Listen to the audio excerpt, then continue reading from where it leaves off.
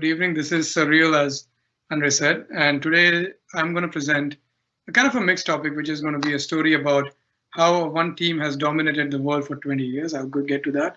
Myself, Jay Kulkarni, working as a release lead for Worksite BC. So let's get started, right? So when we talk about team, number one question is, what is leadership, right? This is the fundamental question that we always ask ourselves. So there are two types, according to me. Few of them are born leaders, right? You just cannot deny them that it is their destiny to move things forward. And they are always there, no matter where you see them. They are all over the world and they have their toys to play with, and you can't deny that. Second type of leaders. These people are all about process and tools. They are happy to give you one solution or the other solution, but they always have an answer for you. They will never let you do something that you want to do. And that's where I'm slowly heading towards. There are other types of leaders. Now, the leaders who actually keep talking about toys. Like, according to me, these are toys. Like, I can't help, worked across different organizations, right? From a startup to a crown corporation. This is a conversation that you will always see. And going back to Andre's point over there, DevOps is not just about tool. It is about the mindset. It is something that you do every day and you keep repeating because you want to improve every single day. If you look at DevOps, and if you look at this, all you got to focus on is what you're building, how you're integrating, deploying, and again, taking the feedback and again, starting from the get-go. So there are these four quadrants, right? So let's not get stuck into the world of toys and let's move forward. But in reality, what happens? Come on, we all know what is reality, right? Even if you're doing that, we all get SEP ones, and which we all are scared of because they come at 2 a.m. at night. You know how it is. And then you need all the approvals still to get through all the way to production because nobody trusts you, right? Because you're still playing with toys like kids. And the best part is this, even though we have automation, you know what? We are not mature enough to say we can handle automation. So we simply disable the test and let it go. Last but not the least, come on, this is my favorite thing. It's been 20 years since Agile has been there, and we are still talking about it as if it's a new thing. This should have been ingrained, and now somebody should have come together again as 10 people and define a new set of charters that should be for the next 20 years, but it's still not happening. We are still talking about Agile. So similarly, being myself, I played professional in Mumbai, so cricket is very dear to me. I see a kind of a resemblance between these two. That is, in cricket, you have the stadium, the place where you play, that you can treat as your environment. You have your fast bowlers who come in at a speed of light and they bowl fast. So these are your pipelines if you want to look at that way. You got your batsmen who actually score runs, so they put the things going. These are the people who actually are up there facing the fire from these fast bowlers, and there are people who are doing the operations. These are the field people who are always like trying to save runs, trying to save you from all the glitches.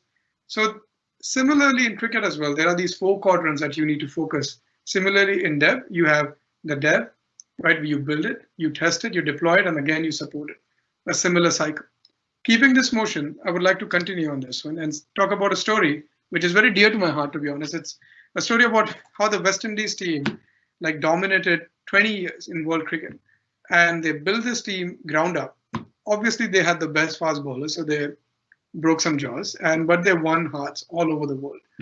And while they were doing it, they actually built a culture around it. And the key thing is, when you are working on something, you just don't work for the sake of it. You become so influential that you become a game changer. That is a key message over here. And you know what? Whenever these things happen, you actually need special people to do it.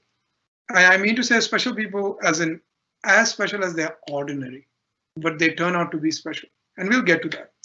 And you know what, as many countries were going through a independence moment, 1960s and 70s was a very tough time in the West Indies. And I will walk about that as well. But these are the times when actually people just got out their freedom. So they were still trying to figure out, and the new generation was coming in. The stage was getting set. Let's be honest, the stage was set for somebody to come and take charge. Down came this guy called Clive Lloyd. He was not a legend yet. A young guy who actually had a chip on his shoulder, and he said, okay, you know what? I think I got this. I'm in control. But there was something about him. He was different, right? The best part about this, what I like about him is he actually was the only member in his family who was earning. Nobody else was doing. So while he was getting up and playing cricket to become a cricketer, he was actually doing odd jobs to support it. So when you have somebody like this who is in the charge, who has actually been through struggle himself, he is the kind of a leader you need. Somebody who's calm, who's able to think right, who's able to actually drive things properly. And he was ready to face challenges. And keep in mind, with the freedom comes a generation that actually is willing to say, no, we are not going to give up, we're going to fight. So the stage was set. They went as a team, as you can see, they went down under. And down under mostly means they go to like Australia, 1975. And till that point, because many of you would have heard like how West Indies people talk and everything, they will only treat it as entertainers. And in the crowd as well, to everywhere, this is a different time, guys. This is not a time when you cannot call people out for whatever reasons. This was a rude time. People would say mean things to you. So they went down there and they were totally destroyed, like completely destroyed. Like you can see over there, the batsman not able to take the heat. And to make things worse, the media actually organized a fun tour and they were paraded across of how bad it was. Let's look at this. What is the secret of their delivery? Their secret of delivery was these two fast bowlers.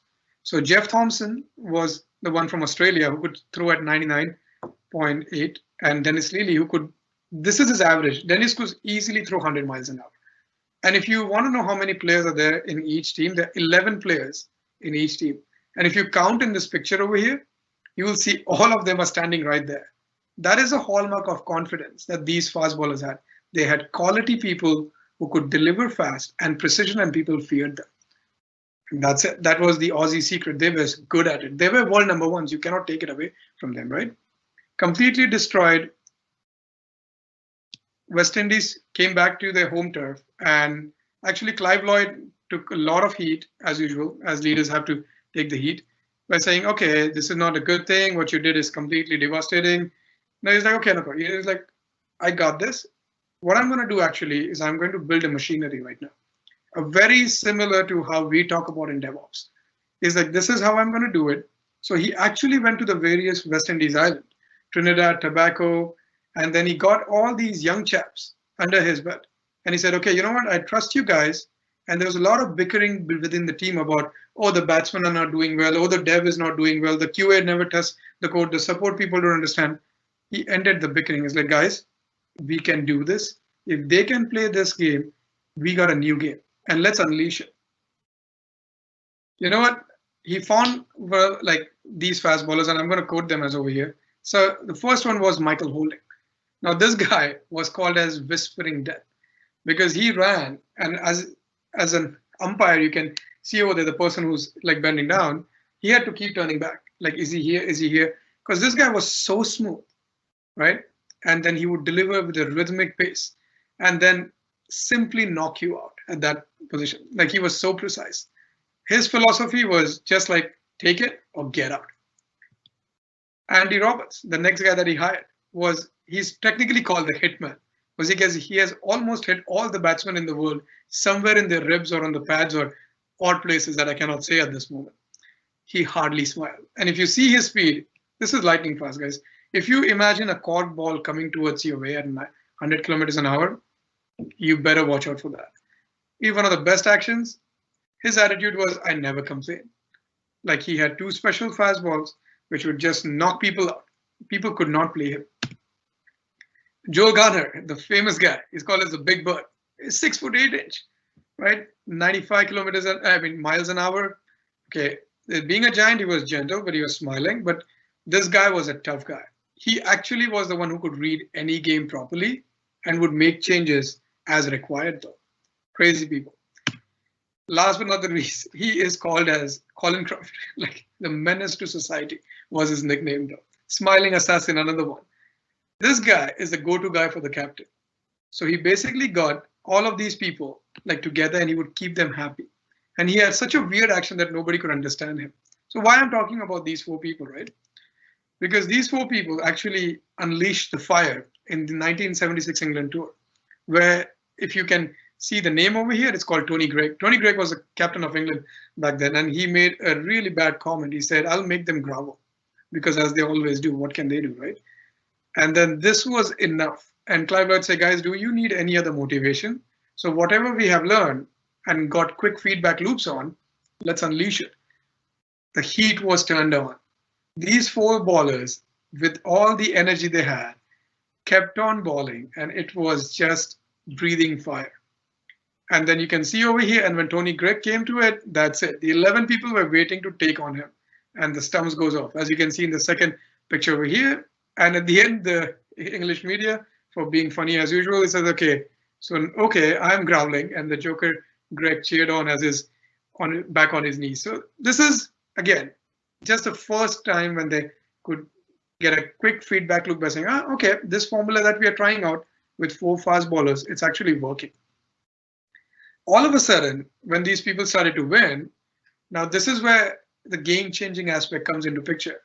Now people don't like it because now you're winning. And when you're winning, they would like to somehow stifle you. They would like to put some like barriers in you by saying, oh no, you can't do that. Oh no, you can't bowl. No, that's too fast, right? And as usual, there are these famous statisticians, as even with the COVID-19, as you can see, who can keep talking about, oh, like this is going to happen, 4 people are going to die, 40 are going to get injured. Media stories started to come, how they are just aiming towards a coconut shell. We need a body armor. They cannot run this fast. Instead of giving them a credit, jealousy was all the way up to the top. And then came a time when, after this particular tour, there's an Australian billionaire called Kerry Packer. Now he just realized that the West Indies team is actually the lowest paid, and it's like, as a businessman, he's like, this is good. I will organize something called as a World Series, and I'll set a good trophy so these people can come and show off their skills over there. The CI/CD pipeline. This is fast delivery. So what happened is they actually organized it, and they all went there. And West Indies lost the first 2 matches. This actually being a businessman and being a professional 101, he just comes charging right in and he says, okay, this is enough. Guys, there is a reason why I actually have you like in this particular thing, because I want you to perform. I'm going to get you somebody called as Dwayne White, who's going to be a coach, who's going to make you fit. I want something good in there. And if you're not, pack your bags and leave. That's it. So this particular speech is actually like the Australian media hates it, because this was the trigger, as you can call it in your build pipeline, required for them to maybe move to a YAML pipeline or something else, which changed the game forever. These people in that time, when cricketers are known to having a big belly and flapping everything around when they're running, these people were fit. They would run from their hotel to the stadium and back. They were that fit. And they were actually given that time the first colored series where people are wearing color. Once this is back in the time, guys, everything used to be white as I'm wearing today.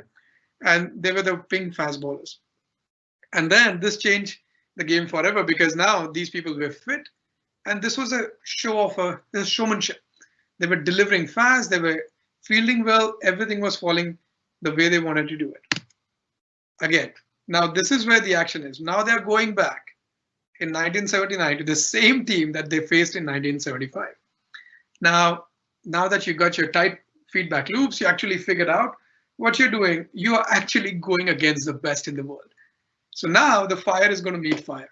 And both the sides have the best bowlers, so you cannot complain, right? But at the same time, when they had Hennis Lilly and Hogg, who are still bowling at the speed of lightning, all of a sudden, the tables have turned. The Aussies were actually complaining. I know there are a few Aussies in this crowd over here right now, but the Aussies were actually complaining they could not take the heat. And they completely defeated them in a 2-0 series. One of the key things you will say always that, oh, you know what? You're always talking about fast bowlers. Okay, I'm fast bowler, but at the same time, I'm focusing on from perspective, because fast bowling is one aspect of the game. If you treat it like your dev or maybe your QA, but there's another aspect of the game, which is scoring runs.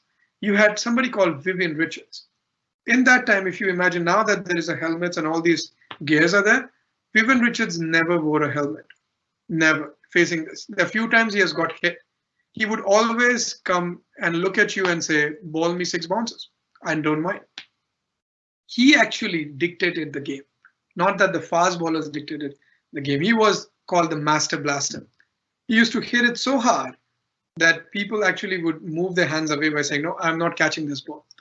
And there's one incident which I would like to highlight over here was the fact is like, and when he got out once, like before wicket, and he was walking out. This is back in the West Indies when the series was there, and he was not happy, and he was just hitting his back like on his pad as if like he knew that he was not out. And then all of a sudden the crowd goes crazy, and they started throwing bottles, and the game had to be stopped. The umpires had to go in while Viv has already changed his clothes and he's in the shower and he's like having a bath. And there's like, oh, you come out. He's like, what do you mean? I'm in the shower right now. It's like, no, the crowd is going crazy. Please come out. He's like, okay. So Vivian Richardson, all the way, like having soap on his body with just towel on, he came in front of the crowd and all he did was this. And the entire crowd stopped. 40,000 people. This shows that when you are excelling in your game, people look up to you. So whatever department it is, you need to be excelling in that. And Vivian Richards was one of the best batsmen I ever known. Though. So you just don't have bowlers. Oh yeah, we have just one thing, but we can't really figure out the other. No, you actually have good players everywhere. Last, but this is the most important part, though, because as this thing was happening, the culture in the West Indies was emerging. As I don't know how many of you have heard Bob Marley's song, but they are always inspiring. And this is the exact same era when it happened. Get up, stand up for your rights. There was a meeting in which actually Vivian Richards met with Desmond Tutu, who actually said that Nelson Mandela, as people were going through the struggle against the apartheid government, was inspired by the struggle of and the progress and the glory that the West Indies team is able to achieve. And it's giving them hope that they will also get freedom. Zimbabwe, like Mozambique, all these countries were getting inspired by what the West Indies was doing at this moment. Bob Marley would actually come to the dressing room and the typical West Indian way of saying, Yaman, and just give high five. And each of them, it's a pleasure because everybody was treating each other as you are my hero. It's not like I take the credit and I'm sitting right here by saying, oh, this is what it is. No, everybody was actually appreciating each other for what they have done. And Bob Marley taking it to stage, if you're a music fan, you will love him. And that became the battlefield music for these people. And you make everyone part of the success. And here is how the domination continued. They continued to win the 1975 World Cup. They won the 1979 World Cup. They are the best team on turf to beat all the other teams on their home. So it's just complete domination. It's a juggernaut. It's on your way. 1984 England tour was very interesting because England that time had like great batsmen, like seriously great batsmen, like and great bowlers like Ian Botham and all these were greats that time. They could compete. And for West Indies, this was like the test in which can you deploy or can you do it within say like a split of a second? It's like those, but they came out shining and they defeated England 5-0. Complete. It's the 1975 guys to 1984. Complete dominance. Nobody stopping them. But you know what? As the time goes on, a great leader always helps and makes way for the other leader. If you can see right next to Joel Garner, the tall guy, there's a tiny guy. That's what I'm going to get to right now. You just don't focus on yourself. You actually build your next generation. When you hand over stuff to them, you do it with pride. Down comes this young guy, Malcolm Marshall. I'm going to share one story. During this tour, what happened is Malcolm Marshall actually fractured his left hand. I don't have the picture because I could not find it. He was bowling lightning speed with one arm fracture. He came to bat with single like in a hand and he's just batting and the entire crowd is laughing and he's not even getting out. The other person got out. It shows the attitude of being tough and able to just dominate. Curtly Ambrose came in, Courtney Walsh came in, Brian Lara is another greats. He just came and destroyed everybody else as well. How did this? Because the environment was there for these guys to flourish. And keep in mind, guys, at this time when this was happening, Clive Lloyd, as a captain, was not breathing down anyone's neck to say, oh, you got to do, let me show you how to bowl fast. Oh, let me show you what's the best process here. That was not happening. So how do you build a world-class team? Come on, let's get back to the basics, right? You find the right people and you actually allow them to grow organically. As I said again, I'll repeat it because You don't want people to just breathing down your neck every single time to every task. You actually allow them. And Clive Lloyd actually allowed these four fast bowlers to try out variations and learn from it.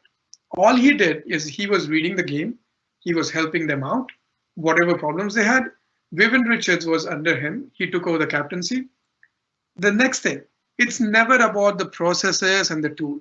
You act as a whole unit. That's the key thing over here.